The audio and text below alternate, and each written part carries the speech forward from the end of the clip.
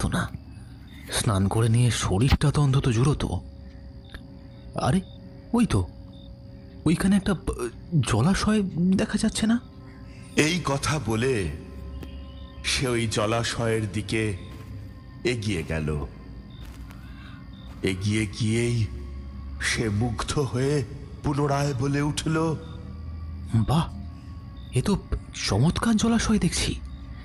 চাঁদনি রাতে চাঁদের প্রতিফলনটা পড়ে চমৎকার দেখাচ্ছে। যাই, স্নান সেরে নি।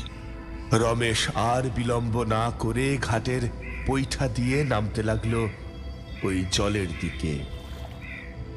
কিছুক্ষণ সাঁতার কাটার পরে তার পা কিসে যেন আটকে গেল। তাই দেখে সে পুনরায় বলল, আরে, এইখানে তো দেখছি জলের নিচে একটা লোহার বাক্স আছে, কিন্তু এই বাক্সে